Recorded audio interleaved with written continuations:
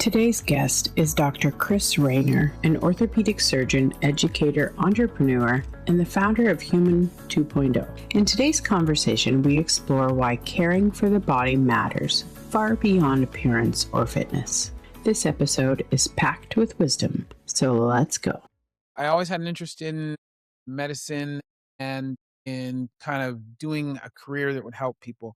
So when I went to university from high school, I already kind of had that interest in mind. I wasn't sure exactly what I wanted to do, but I was pretty sure it involved medicine. So when I was at university, my first degree was just an undergraduate science degree, and I was playing football at the time. So my kind of thought process at that time was I was going to try and play professional football first and then come back to school and then go into medicine after.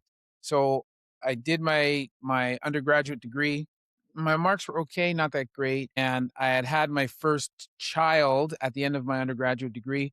So I ended up getting drafted in the CFL draft. I went to Winnipeg and I was at the training camp at the Winnipeg. I got released after training camp. I didn't make the playing roster and I went back home and had a discussion with my wife at that time, knowing that I wanted to go back to medicine or wanted to go into medicine. When I went into medicine, I wasn't exactly sure what I was going to do. I kind of thought maybe orthopedics or maybe surgery, but I wasn't sure. I'd had by that time, I'd had some orthopedic surgery myself from sports injuries, and it was interesting, but I wasn't quite sure.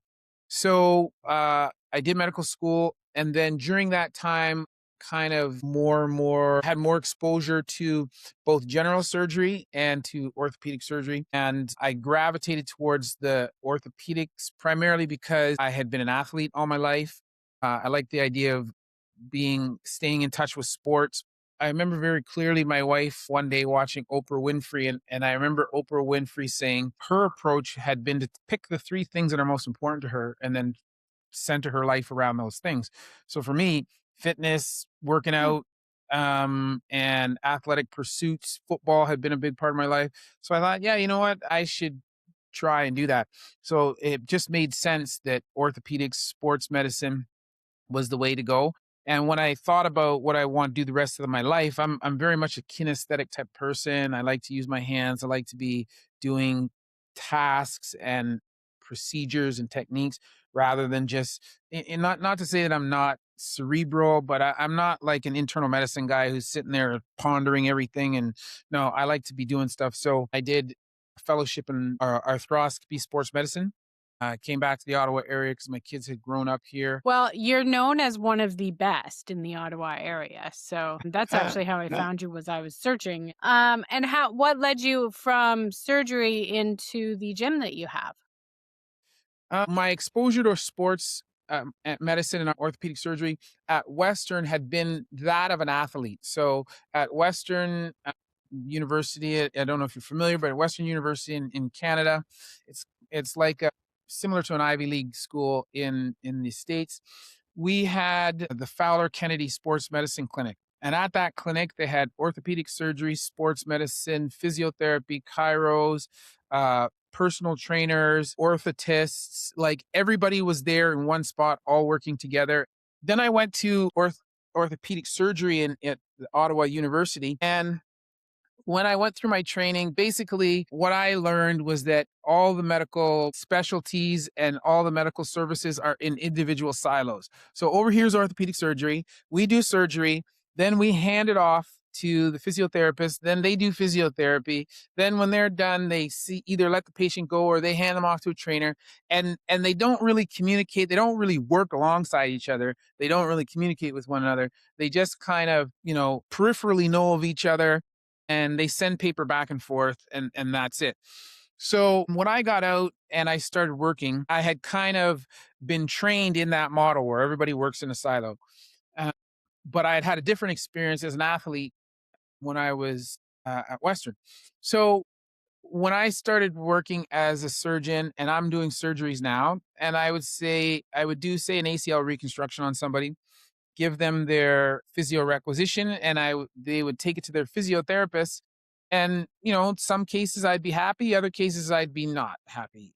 Like when I see them back in follow up. And I might say, well, man, what is your physiotherapist doing? Right. And I am not so bold to think that every surgery I've done is like the best surgery, because they're not. Like I've had surgeries that went poorly, whatever. But let's just say, for example, I had a surgery that went well. So let's just say we're only considering the surgeries that technically went perfectly, right?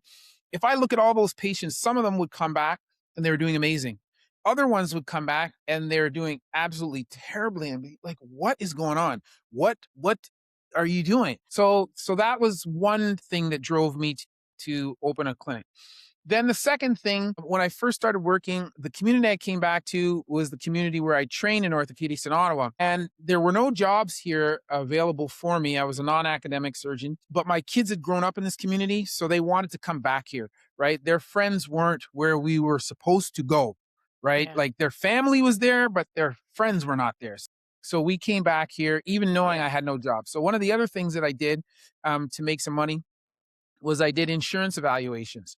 So in the United States and Canada, if you are injured in a motor vehicle accident or in a workplace accident and an insurance company is involved, generally speaking, um, they don't, yes, they give you the money to go to rehab and all of that. They'll send you paperwork, but they're not really interacting with you.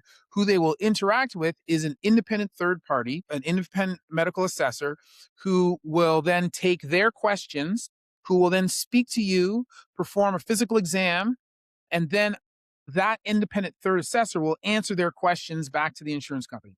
So I did that. And before I opened up my facility, I probably did 500 or 600 independent assessments. Okay. Because I was doing a bunch of these, like I would do like 10 a day when Wow. while I was sort of trying to find work as a surgeon. So I would do those, and I would Yeah. find that a lot of the answers were the same. Like I had asked patients, and usually if people do well, they're not being sent to an assessment, right? Because they got better, and then the insurance company Right. didn't have to pay out more money, and everybody's happy. But if they're not getting Yeah. better, the insurance company wonders why, and so they want to find out. So, and I would see that in the vast majority, not all, but in the vast majority of these cases, the answer was the same. The therapy that they were getting was not appropriately active. They were being treated with passive modalities. They were not, being pushed to do the stuff that they needed to do. And so that's the other piece. So after seeing a bunch of patients of my own and then hearing what was going on with them and seeing these other people, I was like, oh, geez, I'm starting to put two and two together. So I kind of went an intermediate step, which was first I started to take my physiotherapy requisitions and I would be really detailed. And I'd say, and my typical requests would be like, say, for example, ACL reconstruction for the right knee using this approach. The patient, we would like to do the Melbourne 2.0 rehab protocol. And I would like you to not do any passive modalities, no machines, active modalities, active progressive exercise only, with these goals in mind in terms of flexibility, strength, yada yada yada. So I would write that all out. And when I'm seeing 80 patients a day, that's time intensive to do that. So I would do that, send people out, and then it's like Right. there was a little bit of improvement, but Yeah. not enough. And then and people will look at my social media and they think I want to tell everybody what to do, which is far from the case. I don't want to do that. I just want to do my job and I want people to get better. But I do feel very strongly about some things. And the thing is, if I'm not trained in physiotherapy per se. I'm not. I'm trained as an orthopedic surgeon, but I do have a background as an athlete. I have a background as a personal trainer. I have a background as a orthopedic surgeon and as a coach. So I didn't want to tell anybody what to do. And Yeah. so then if you can't do your job, then I'm going to have to give you instructions. And as I said, it made some improvements, but it still wasn't enough, right? And I'm like, shit, man, I don't want to keep bitching at people. And if I can't expect someone who's trained in this to do the thing that I think they should be doing, then I'm just going to have to do it myself. Right. Cause my wife, you would say to me, why are you always complaining, man? You should do something about it. Okay. You know what? You're right. I'm going to do something about it. And so that's what I just try to do the things that I think are important. And now, having had a facility for the last 10 years, I've learned even more about what I think is important, what I think matters, and how I think it should be done. The funny thing is, there's a lot of physiotherapists that don't like that that I own a clinic, right? Because Mm, they think that as a surgeon, that I'm just going to send everybody to my clinic and I'm going to treat them unnecessarily so that I can make money. And it's funny because had a I had a business coach when I started my business, and he was like, "You should do this. You should put lots of treadmills in your business, and you should just keep coming back and all this kind of stuff." And I ended up firing the business coach because I said, like, I'm not doing those things. And because I want to help people the best way that I can do it, and I want to give them what I think is appropriate, and I want to treat them as quickly as possible so that I never have to see them again. So I fired him because he was always on my ass about how I'm not maximizing the revenue. And mhm. I laugh when people tell me, "Oh, I'm just going to do that," because number one, I think I joke with my wife. I'm always trying to put myself out of business because I just don't want to be seeing people forever and ever because I just don't. Because to me, like, I'm a type A personality and I'm very competitive. I want to Yeah, win at everything. So that just yeah, tells me that I lost. If I have to keep seeing them all the time, then it's like, whoa, bro, you're a loser. Like, you didn't fix the problem, and I'm all about yeah, trying to fix the problem. So I want to get them going as quickly as possible and get them on their way. But I also think, yeah, from a business perspective, said I would rather treat people effectively, get them back to doing what they're doing and do it well and fast, and have them say, "Geez, man, you know what? Oh, you got a bad back? You should go see these guys because they fixed me up, got me back, and I was doing what I needed to do." And I think right. in the long run, it's probably like, I think it's more appropriate. Yeah, And then, but also, I just think probably, hopefully, I will get to see more people, more business because of that. But the other part of it is, yeah, in Ontario, the my college, so the College of Physicians and Surgeons in Ontario, because I own the clinic, I have to say to patients, I own the clinic and I mhm, financially benefit if you come. I am not allowed to tell my own patients that they should come, right? Not allowed to do it. So I have to tell them, you can go anywhere that you want. You do not need to come here. I literally tell my patients to go anywhere else, right? And some of them go, I know you're telling me that. I understand, but I am coming here because right. Yeah, it's your place. You hired the people. I see what you do yeah, on social media. I'm coming here. And I said, you right. are welcome to. You just have to know that. But it's funny, if you look at the American Academy of Orthopedic Surgeons, they have a position statement on this for American surgeons, surgeons that own Mm, clinics. And there have been numerous studies that show that orthopedic surgeon clinics that are owned by orthopedic surgeons tend to treat their patients for shorter period of time and provide superior results, just because, I'm sure it's because of the same reason I just mentioned. We're yeah, competitive, man. I don't want to be a loser and have people coming to me forever. I want to be right. the place that fix people. And because to me, that's bragging rights, right? Yeah, And think, if I know my other surgical colleagues, we're all the same. We're all super competitive, man. That's bragging rights, bro. yeah, You know what? It's kind of like, name that tune. I named that tune 3 notes. Like, I fixed that yeah, patient in 3 treatments. Oh yeah, I fixed that patient in 2 treatments, and then he won the right. Super Bowl, bro. Like, that's what we want. Like, I don't want to keep, like, it drives me nuts. And I will actually say to my therapist sometime, if I see a patient, oh, you know what? I seen that patient. I checked the EMR. That patient's been here 10 times. What's up with that? Why haven't you fixed them yet? What's going on? Is there a Right. problem? Like, is there something that I need to know that we need to make a change to, because this is not working, right? Yeah. So anyway, I went on for a long period of time, but No, that but I that totally get that. I'm a trauma therapist, and it's kind of the same in my field where some clinicians will brag about having a client for like 2 years and really getting to know them. And I'm like, no, I discharged them after 3 or 4 sessions. They were good. It just And feels like you didn't do if you knew them for yeah, 2 years, you didn't do your job. no, no. That's a relationship, not a business, right? It's not healing them. Yeah. So I Exactly. get it. Yeah. How has your field evolved? Has robotics or AI changed things over time since you started? Yeah, so our field certainly has evolved, as have many. And one of the areas in which it has is robotics.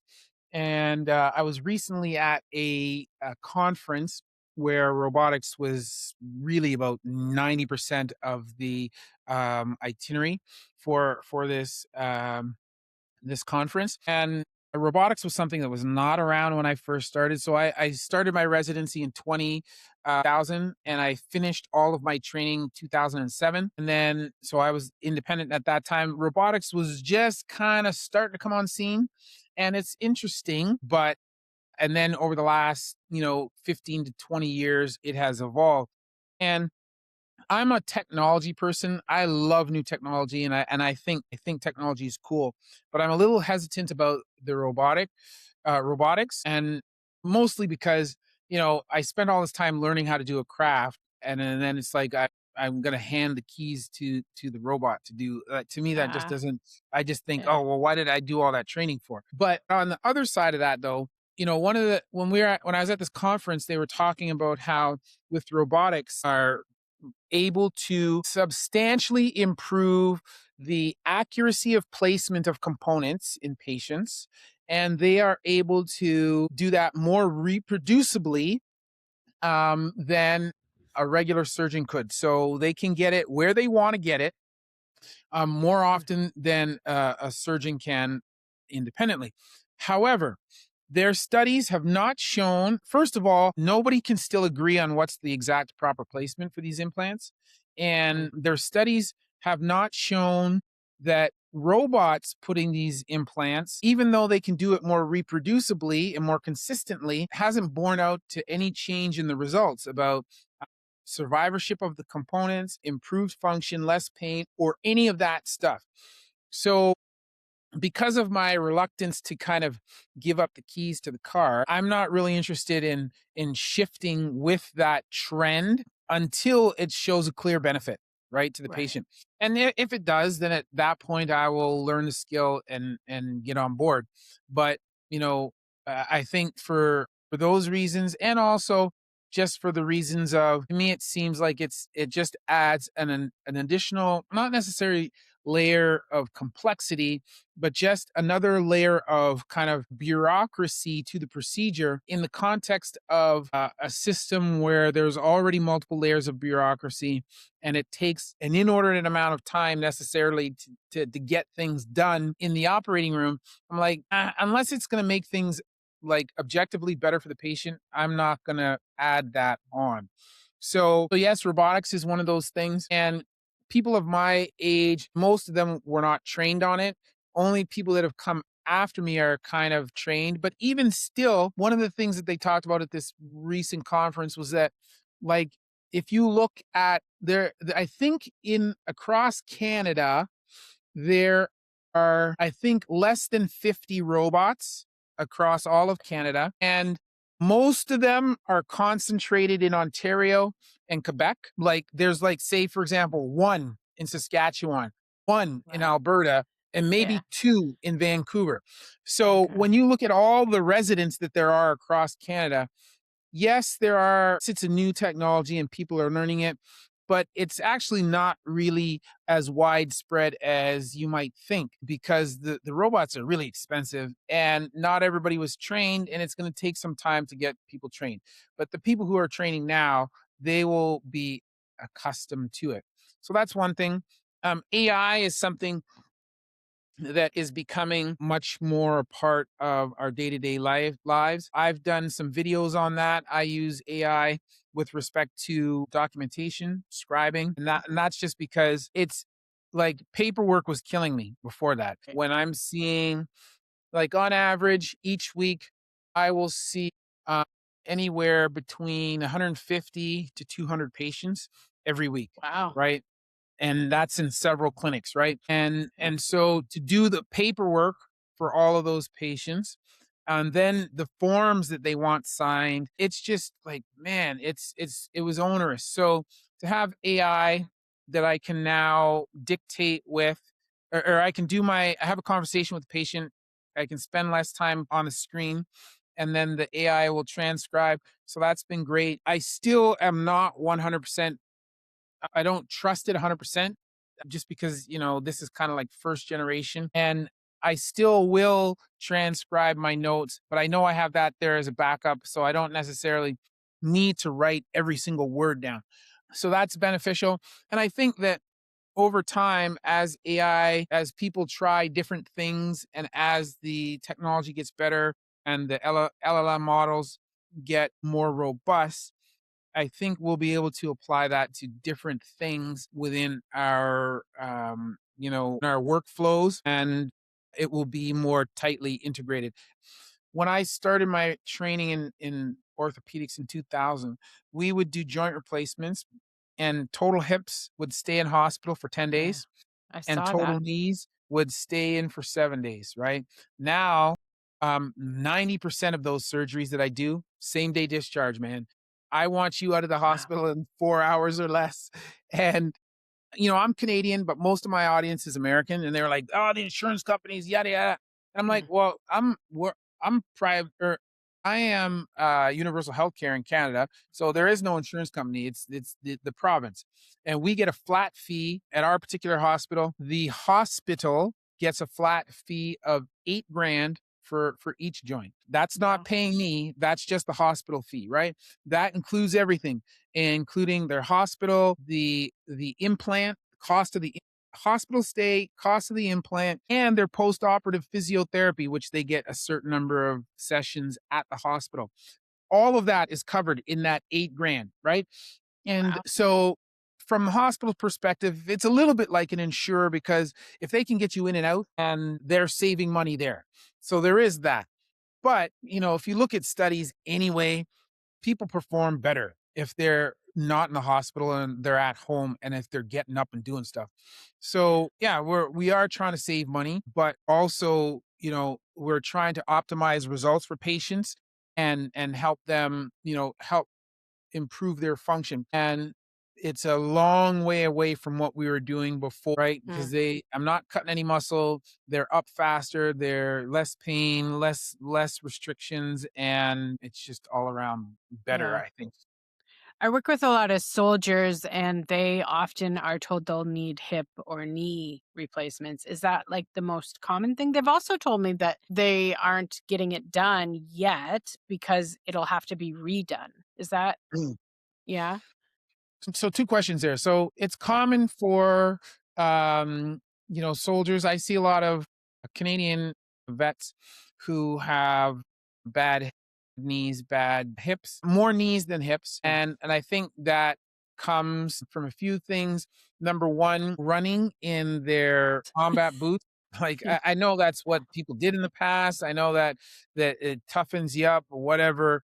I think it's just stupid. So that's no good. But also just the rugged impact of what they're doing. Like they're just being very physical in austere environments, over unfriendly surfaces.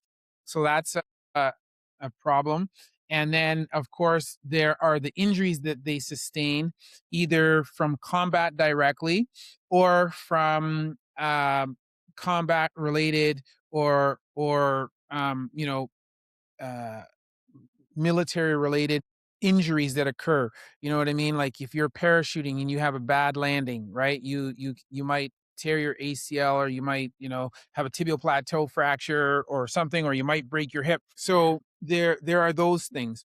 So I do see a fair amount, and I've treated some with those, or some with arthroplasties and others with other procedures. I also I think that those people, again, there's a bit of a culture of, well, no, there is a lot of a culture of just suck it up, right? Like I'm a Yeah. military reservist, and there's It's like, well, job needs to get done. What are you crying about? Right. I was injured on an exercise, and because it's simulated warfare, we're jumping into a ditch. Oh, shit, there's rocks in the ditch. I wrenched my knee, whatever. I knew the second I did it, I knew that I was already an orthopedic surgeon, man. I knew something was wrong, and I knew what the injury was. But I just, like the military, like if you leave an exercise, you have to do that whole exercise over again, right? So if you've been Oh, on exercise for 6 weeks and in the last week you injure yourself, you're going to keep your mouth shut, because you're not going to do that whole exercise over again at some later time, right? And so I know that there's a culture like that, and so part of it stems from that. Now, the second question, do these joint replacements need to be done? Well, the thing is, with the if you're talking about knees or hips, on average, the lifespan, these are mechanical devices, these implants, and they all have a lifespan. Um, and depending on what you do, how active you are, that determines what the lifespan is. So, on average, I tell patients a knee replacement is going to last 15 to 20 years. Likewise, a hip replacement a standard hip replacement is going to last 15 to 20 years. Now, okay. there are some things that we can do to increase the longevity, such as um, in the context of knee replacement, we can use ceramicized metals. So if you do those things, the implant might last 25 to 30 years. So that's with knees. Now everybody's all about lifestyle, man. Yeah. Nobody's gonna suffer. Nobody wants to do that. And they're like, they also see because of the internet. And if I'm not gonna put it in, they'll just keep doctor shopping until they find somebody who's gonna do it. So Right. you might as well just, well, this is why we're hesitant, but Yeah. you just do it and say, if you are aware of the risks and complications, then it's Might on as well you. go ahead. Yeah. It sounds like your wife has been one of your biggest inspirations. For sure. What has been one of your biggest challenges? Uh,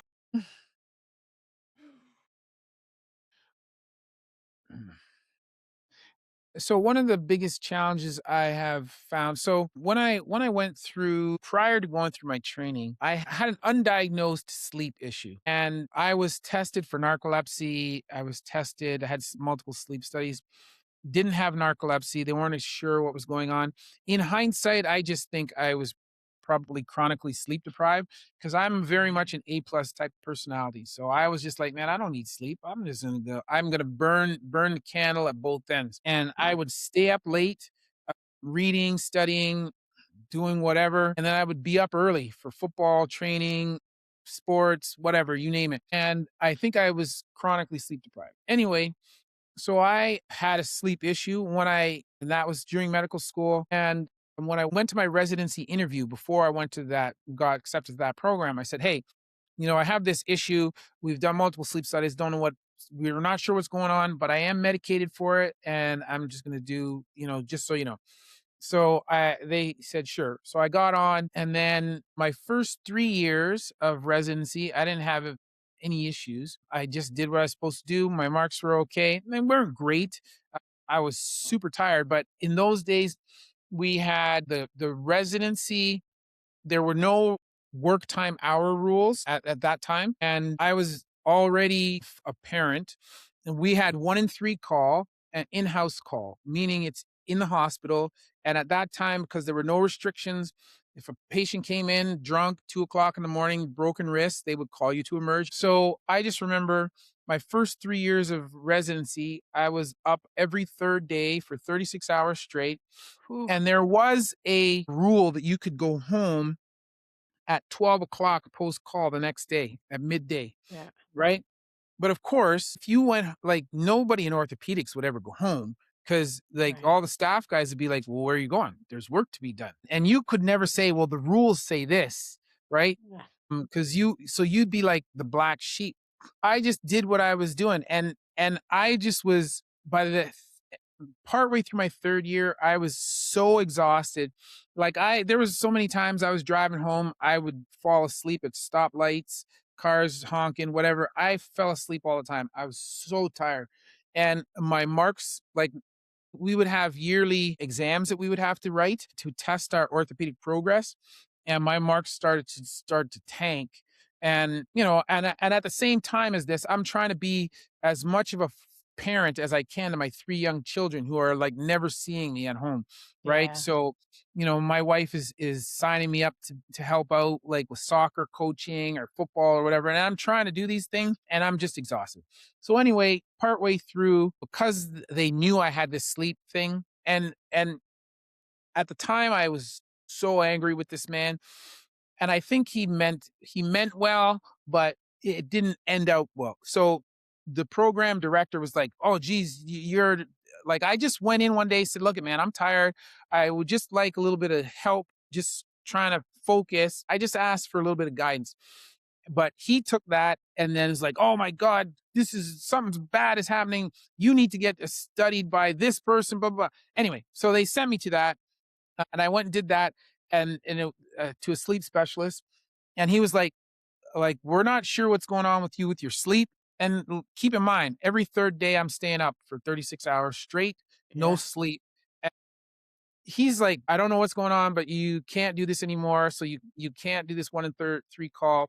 I'm switching you to shift work. And so basically you're going to do 3 weeks of days and then 1 week of nights, and you'll do call all that week. And that's how you're going to carry on."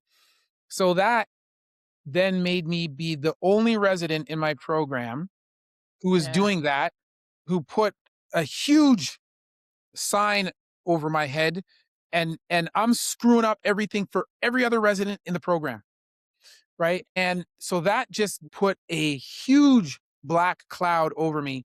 I remember one of Yeah. my colleagues saying to me, and like the staff used to like lay into me, like we would do rounds, and it's just because it's different. I'm different now, right?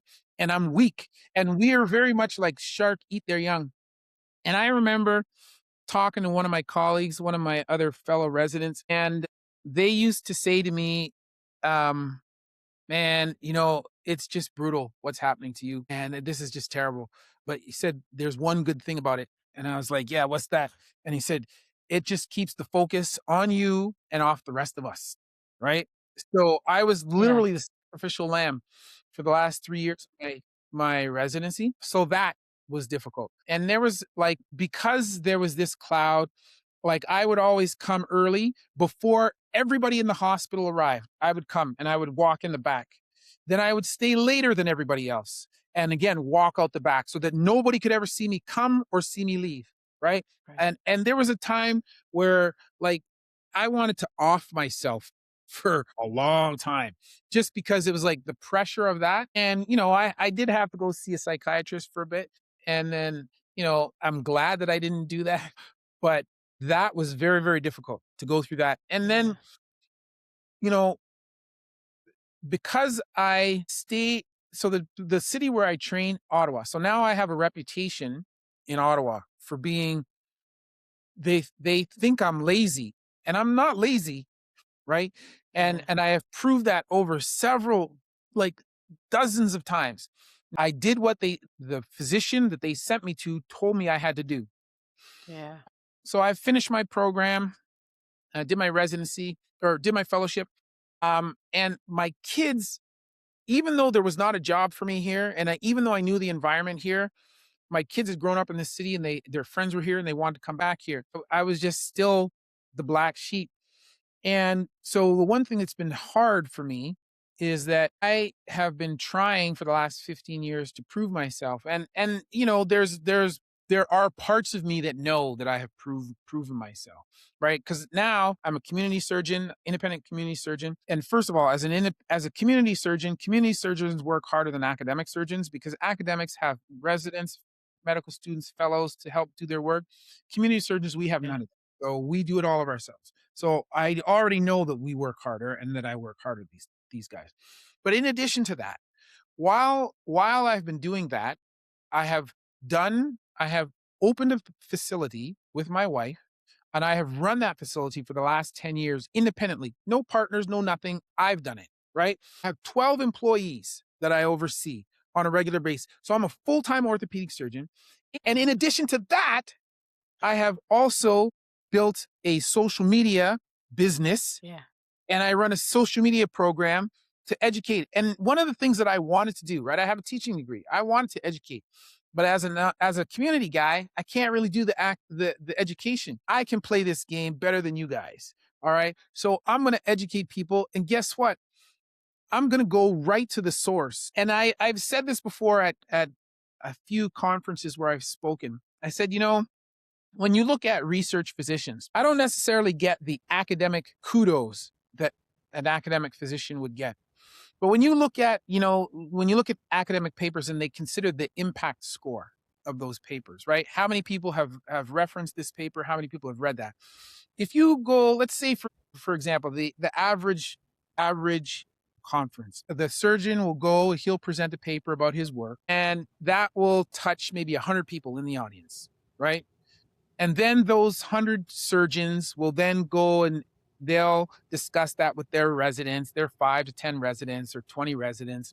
So let's say we go 100. Now you've gone to 2,000, right?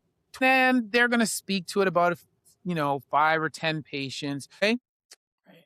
Every week, I'll do a video. And it will be me speaking directly to the patient. There's no intermediate steps. So there's not this game of telephone. People are not hearing the message from somebody else and they're getting their spin on it. I'll speak directly to the patient. And if I get 20,000, I'm upset, right? And in some cases, I will have touched, like my largest videos with the largest reach have hit over 4 million, 5 million. Yeah. And from people from around the world. So although I don't get the same academic kudos, it's like from a medical communication point of view, I win. Right. Hands down. Yeah. Right. So they can call me lazy, but I'm full-time orthopedic surgeon. I run a full-time practice. I run a business and I have a second business, which is all social media. And I have an impact score that would dwarf what they have on a weekly basis. So it's like I do have imposter syndrome. I do have that. And I discuss that at length with my wife and my kids. But there is a part of me that goes, okay, bro, you're doing all right. But I'm always kind of going like, I got to prove myself. Myself. The only people I've ever met that don't have imposter syndrome are usually struggling with narcissism. And I always tell people, at least my clients, other people's opinions about you, not your business. So No, for sure. Yeah. Have you ever heard of Earthing? It's a movie on YouTube, but it's grounding mats. I have heard of this. Yeah, I haven't really looked into it, so I'm not sure about the scientific potential, the scientific applications or the scientific support for it, but I have heard of it. The reason it came up was as you were talking about sleep. My husband, he doesn't get deep sleep, so he never actually enters it. Anyway, the grounding mat completely changed our life. So he now goes into deep sleep. So maybe you check it out, see what you think. I will do that for sure. All right. What would you suggest for just the people listening? One movement that they should avoid, and maybe one movement that they need to incorporate into their life every day? Let me answer the second part first. I will say one thing I think people should do every day. I think they should be doing squatting. I mean, I think that's very important because number one, it's a whole body movement. Number two, in order for you to squat properly, you need to have good range of motion at the ankle, knees, and hip. You also need to have in order to squat with reasonable technique and form, you need to have good strength in your gluteal muscles. You need to have good strength in your quads, hamstrings, the intrinsic muscles of your feet, and also in your core and low back. So it involves all those areas. It's great for flexibility, for strength, but also more importantly for people as they get older. I have so many patients that I talk to them about exercises they should be doing, and many of which are on the floor, and they're like, "Oh my God, I couldn't get down to the floor." Like, what are you talking about? Like, I couldn't do that. And anytime. So just so if anybody's listening and they're in the Ottawa area and they ever come to my clinic, know this: if you say that to me in the clinic, I will put you on the floor and then make you get up, right? Because there's so many patients who are fearful to get on the floor. And this is a fundamental skill, right? And they should be able to get down and up from the floor, whether it's assisted or not, they should be able to do that. And so the squat is a way that can help you. If you break it down into its components, it's a way where you can get down to the floor so that if you are going to pick up something heavy, you can do that appropriately. But if you then take the back half of the squat, it's something that will allow you to get up from the floor, right? Even if you're if you're not doing a full squat, but you're half kneeling, it's a way for you to get up from the floor. Yeah. So the squat is something that I think everybody should be doing for a number of reasons. And even if you're not doing it with weight, you should be practicing the movement, and you can do it assisted or unassisted. But you should be doing ass to grass, so full depth squat, and you should be doing that frequently, and you should be doing it almost on a daily basis. How many? So it depends on what you're trying to do. But if you're just doing it for the sake of doing the movement and not necessarily as a strength training modality, I would say that you could be doing a couple of sets of anywhere from 6 to 10 reps, something like that. Eat 2 or 3 sets of that. And if I think about what I think people's approach to fitness should be, doesn't necessarily mean that you have to do them all at once, right? You don't necessarily need to do 3 sets of 8 reps as an exercise now, right? Like you could do 1 set in the morning, then after lunch, you do another set. In the evening, you do a 3rd set, right? The work, you've still done 3 sets over the course of the day. You just have spread it out, right? You've taken exercise breaks and you're having movement stacks. So I think that's important, and they should be doing that. Now, is there one movement that you shouldn't be doing? Well, we have my wife and I and other trainers at my facility, and I have these debates with people online. I don't think there's any movement that you should not be doing, because basically our bodies are multiplanar, multimodal, and we have like if your body will go into a position, then I think we should be able to use that position, visit that position, and incorporate it into our movement library. I look at movement as being a language. It is a physical language of the body, right? And some people have more words in their vocabulary than do others, right? So each of these positions, each of these movements to get to these positions are different words or phrases in that movement vocabulary. And so there are no words that are off limits, but there are some movements that require a better understanding or more skill in the language than do others, right? Like you would never go to somebody who's never spoken Russian before and have a conversation in Russian and say to them, speak Russian, like das vadanya. Yeah. They're not going to know how to speak Russian, right? So you'd never put them into a position where they need to speak fluent Russian because they can't do it.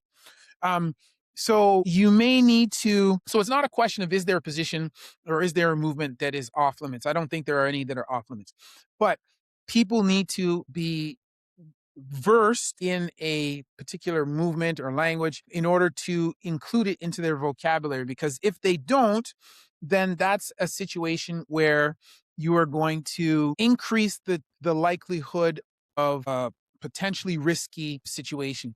It's like I see this a lot I just saw it this past week. I see a lot of physiotherapists who go, rounding your back is okay. People say you should never round your back and this is bad and blah, blah, blah. And they quote all this stuff. And it's not that I want to say to them, rounding your back is bad, right? Like if you are doing a deadlift with a rounded back, it's not that it's bad. What I want them to acknowledge is this. If you speak to a surgeon and you say, well, in what situations did I see somebody have a posterior disc herniation? Right? Well, it was when they were lifting under load with a rounded spine. And why was that a problem? Well, when you are doing that, you are unequally loading the posterior aspect of the disc. And in somebody who is not well trained or who has not acclimated their spine to this over time, that is going to put them in a potentially risky position. So if you're going to lift heavy, number one, it is safer for you to do it with a neutral spine. Not that you should never do it with a bent around the spine, but it is safer. Okay. And so if we're looking at overall risk, we should probably lean towards more safe than to increase somebody's exposure to a potentially risky situation. It's not to say you should never go there. And then they go, well, what about these skilled athletes? Because there's lots of lifters and they've lifted that way forever. And that's great because those people have acclimated their muscles and their disc tissues to those positions. But even still, if you were to take those lifters and you were to compare the ones who lifted with a rounded spine to the ones that lifted with a neutral spine, and we're talking about experienced lifters now, and you were to look at the incidence of injury in that group and compare it to position, right? Because yes, we've established that they could do it, and their risk may not be significantly higher, but they've done it safely for how many ever years. But if you look at just the population of people who lift versus the people who, all lifters, the people who neutral spine and people who round their spine, there will still be an increase, and it may not be statistically significant. I would just say I want to try to not put people in positions that will increase their risk of injury. It's not to say that you can never do it and that it's just absolutely bad, but it's relative risk. And if I can decrease the relative risk, then why would I not want to do that? Right? Like, right. It's just like, geez, logic. Yeah. Anyway, so I don't think there's any position that people shouldn't, or any movement that people shouldn't be doing.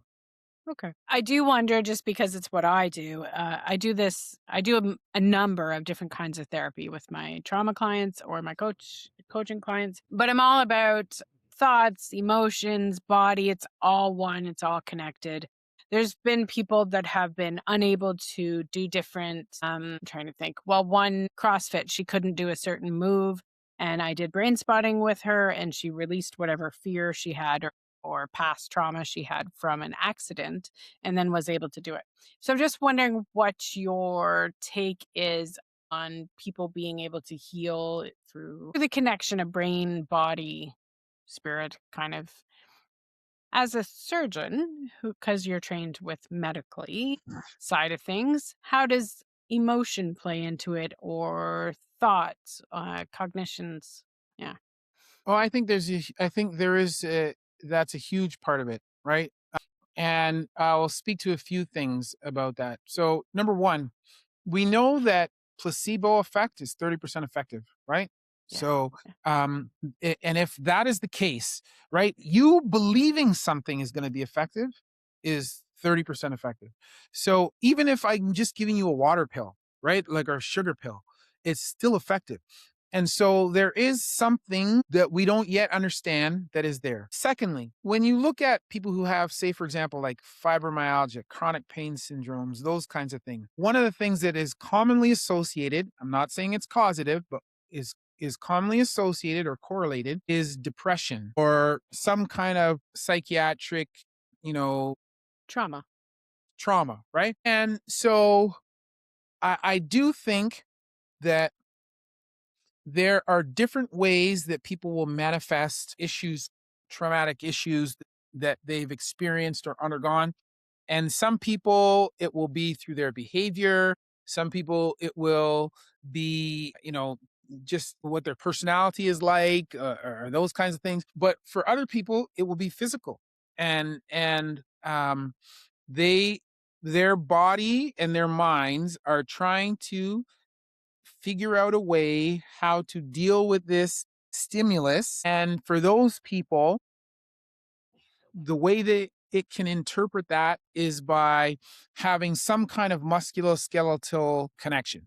So I do think, and we're not trained in this and I don't understand it, but I do think that there is some connection. And I have some patients that I know that this is the issue. And I've said to people before, I've said, we don't know what's going on here now. And I don't necessarily say this to patients, but when I'm talking with other therapists or other staff, other physicians about them. I'm saying, we're going to find out in 15 years from now that fibromyalgia or this chronic pain syndrome, we're just going to call it, just the same way they have diabetes type 1, type 2, and now they're thinking Alzheimer's, maybe diabetes type 3.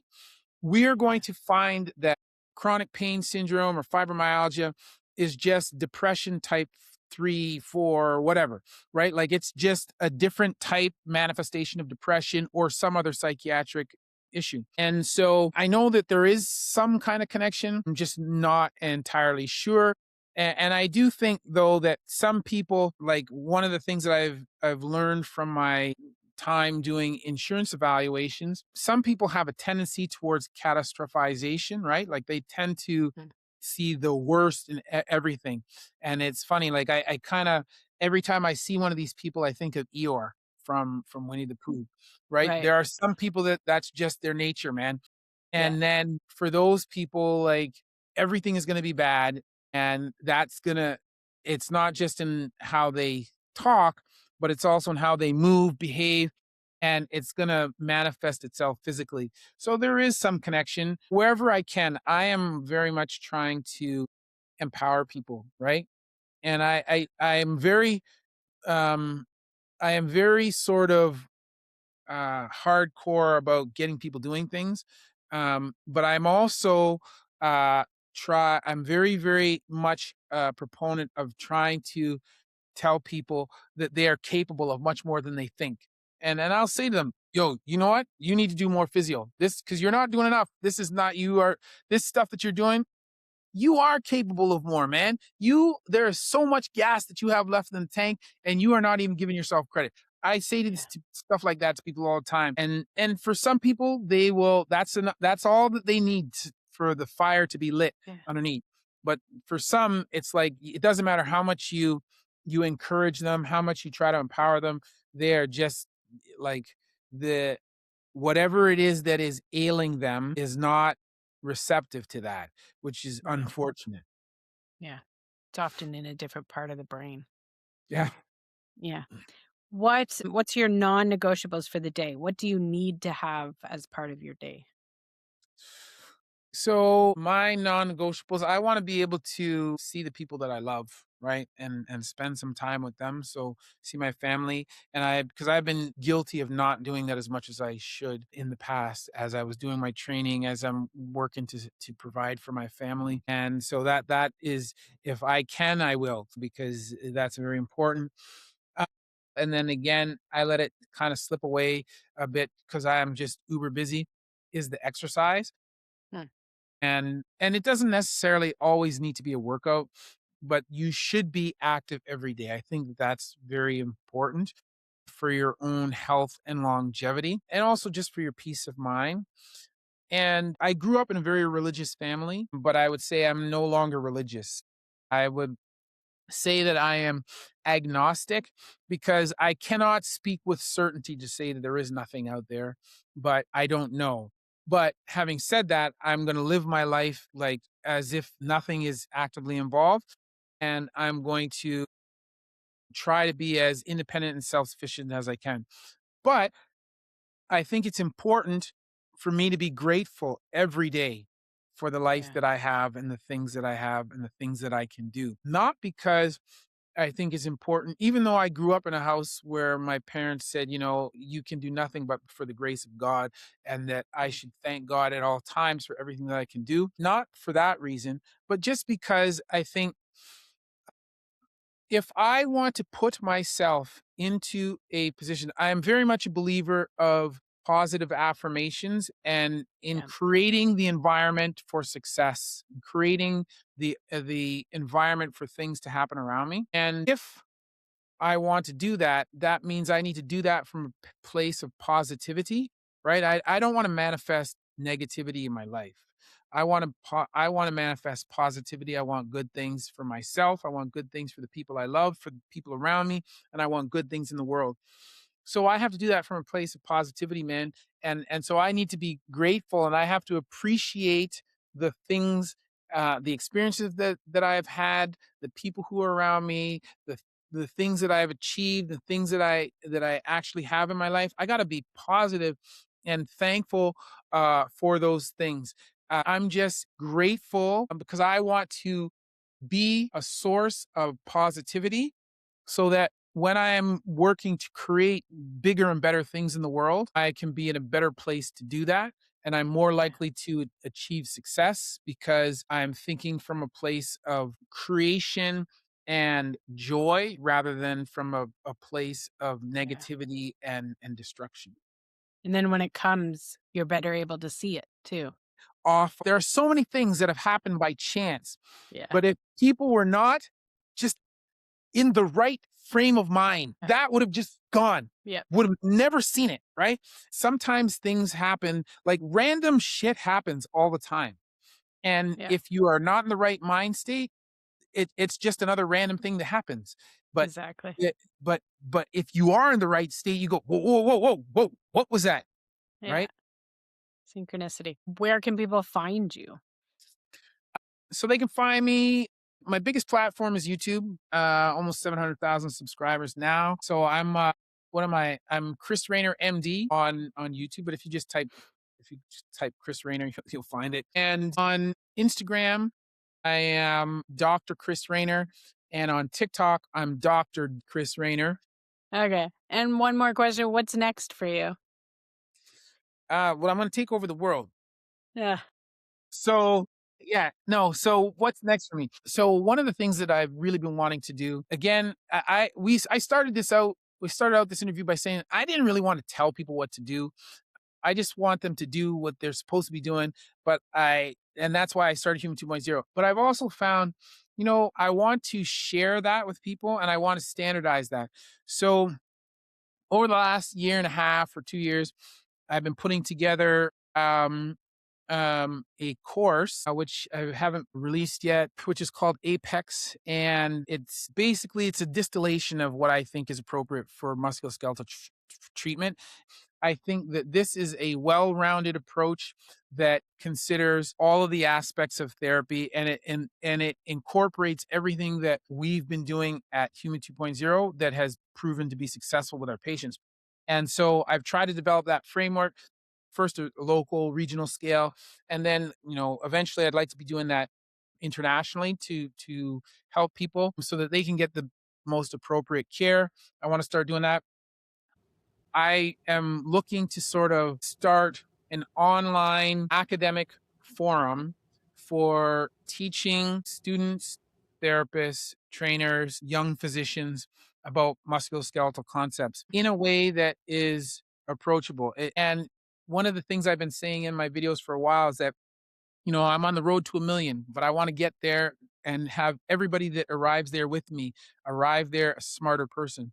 And I'm Right. serious about that. I want to be smarter because I think it's cool to be smart, but I want everybody else to be smarter as well Yeah. so that they can better interpret the world around themselves and be able to navigate it more competently and more physically adept and agile, right? And Yeah. then also to be healthy for longer. So these are things that I want to be able to do. So that's what's coming in the future. Very cool. It definitely sounds like you found your purpose. Yes. I'm working on I'm trying to every day navigate, but you see, as I get closer and closer to the target, the perturbations become Expand. smaller and smaller, right? So, I'll get there Mm. eventually. Well, thank you very much, Chris. No It was worries. lovely to have this discussion. Yes, enjoyed it. Thank you for having me.